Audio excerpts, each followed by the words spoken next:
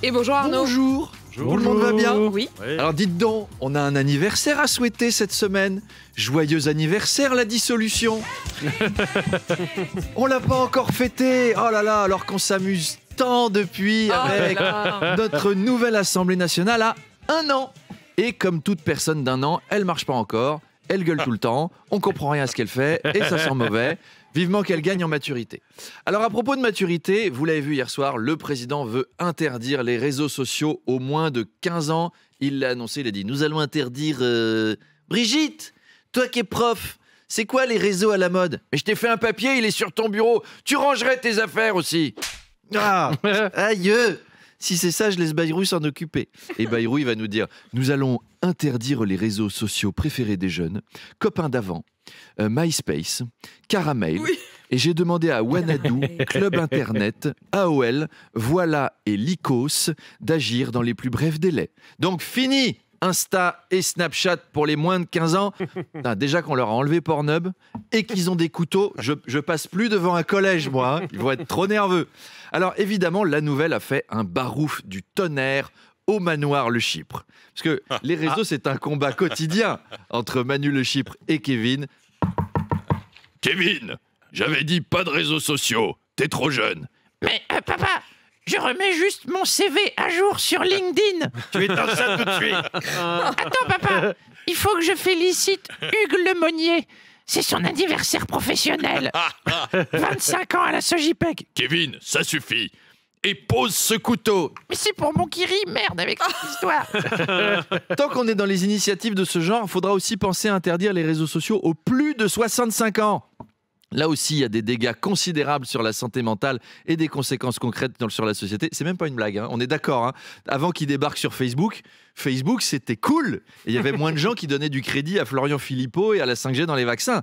Alors, vous savez, il commence à venir aussi sur TikTok. Il y a de moins en moins de chorégraphie, par contre, mais il y a de plus en plus de posts réac. En fait, tu confies MTV à des seniors. En un mois, ça devient CNews. Alors, tant qu'on parle de CNews, je les ai écoutés l'autre jour. Ils n'ont pas apprécié le sommet des océans à Nice. Ah non. Vous avez entendu l'édito de Laurence Ferrari? Alors c'est bien de vouloir sauver les fonds marins, mais c'est encore mieux de protéger nos frontières. Ok. Ok. Non mais pourquoi pas après tout, hein, comme raisonnement. Puis ce qui est bien, c'est que ça marche avec tout. Alors c'est bien de lutter contre la pollution, mais ça sert à quoi l'oxygène, si c'est pour respirer les odeurs de cuisine d'un voisin arabe? Elle vieillit mal. Hein. Laurence Ferrari, le moteur ne tourne moins vite. Hein. C'est Laurence Dacia maintenant. Et alors, j'imagine que le débat s'est poursuivi sur les mêmes bases, avec un Philippe de Villiers pas content. Écoutez, Laurence, bien sûr, on déplore tous qu'il y ait de moins en moins de poissons dans la Méditerranée, mais déplorons surtout qu'il y ait de plus en plus de migrants dessus. N'est-ce pas, Philippe Bilger? Oui, mais il faut dire les choses, il y a aussi de plus en plus de migrants dessous aussi, heureusement. Qu'en pensez-vous, Elisabeth Lévy? Oh ben moi, l'eau, vous savez, c'est pas tellement mon truc, alors j'ai pas une expertise de dingue en la matière. On reste dans le thème, Arnaud. Pendant les vacances, on pourra se baigner dans la Seine. Oui, la Seine. Le fleuve le plus mal nommé de toute l'histoire des fleuves, la Seine. S'il y a un truc qu'on peut pas dire de l'eau de la Seine, c'est qu'elle est saine. Ouais, t'as juste à te baigner dedans. Alors ce sera à partir du 5 juillet. L'eau est pas nickel, mais enfin elle reste quand même plus potable que du Perrier, ça c'est vrai. Ça faisait 100 ans que la baignade dans la Seine était interdite. J'en parlais avec Alain Duhamel qui se souvenait avec nostalgie de ses baignades en 1908 quand il avait 20 ans. Il me disait « Oh, jeune chroniqueur, je me souviens quand j'ai pécho tante Yvonne sur les bords de Seine. » C'est interdit depuis 100 ans, mais faire un truc qui est interdit depuis 100 ans, je me méfierais. Je vais vous raconter un truc vrai. Il y a 100 ans, les crèmes à l'uranium étaient considérées comme bonnes pour la peau. Ah oui, oui. C'est pareil que la baignade dans la Seine. Ouais. Et on ne sait même pas si c'est agréable de se baigner dans la Seine. Alors, elle est froide. Alors, comme me disait un ami médecin légiste, il me disait, oui, elle est froide, mais une fois qu'on est dedans, elle est bonne au final. Et vous savez... Mais non. T'as la minute arrive aussi. Mais non, mais Arnaud. Il est 8h25 sur RMC. Et on rigole, oh là là, c'est des blagues.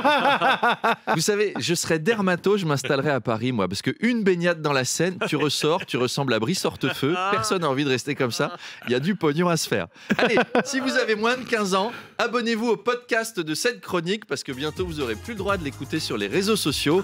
Et à demain.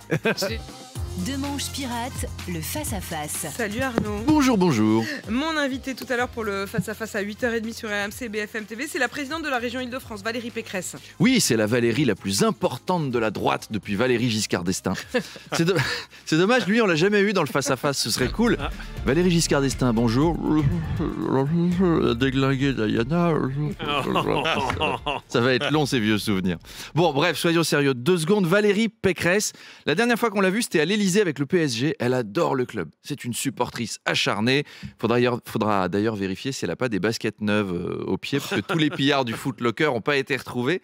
Et il y a beaucoup de choses à voir avec elle. Alors, notamment l'affaire de la Marche des Fiertés 2025. Je ne sais pas si vous avez vu, on parle de la Gay Pride. L'affiche de cette année fait polémique parce qu'on y voit plein d'éléments, une femme voilée, un drapeau palestinien, ce qui a ému une bonne partie des gays et lesbiennes qui se demandent ce que la religion vient faire là-dedans, en particulier une religion qui les condamne à mort dans plein d'endroits. Donc, il y en a plein qui ont dit « Oui, LGBT, c'est pas pour lesbiennes, gays, bismillah et talibans, ça va pas ensemble. » Alors, c'est très exagéré, mais enfin, il faut dire ce qui est. Un homo dans les rues de Gaza, il a une espérance de vie de 2 heures, alors qu'un hétéro, il peut vivre jusqu'à 2 jours quand même. Ah oui, c'est vrai que c'est quand c'est même... mieux, c'est mieux. C'est mieux. Alors Valérie Pécresse réagira bien évidemment aussi au meurtre de Mélanie, la surveillante d'un collège à Nogent par un élève de 14 ans armé d'un couteau. François Bayrou a annoncé hier l'interdiction de la vente de tous les couteaux aux mineurs. C'est vrai que il y a des modèles qui ont rien à faire en accès libre. Dans mon Monop, il y a des boîtiers anti-vol de protection sur les tablettes de chocolat. Il faut demander à une vendeuse de vous sortir la tablette avec son aimant spécial et il y avait des lames de 40 cm juste à côté en accès libre. Je pense qu'on peut faire la même chose pour les couteaux que pour le chocolat. On a appris par le ministère de l'Éducation nationale que 6000 fouilles ont été réalisées ces dernières semaines avec près de 300 armes saisies. Ça fait beaucoup d'élèves avec des couteaux quand même. Moi, je vous préviens, la semaine où les stagiaires de 3e sont au bureau ici, je fais la chronique à distance. C'est télétravail pour Arnaud Debange.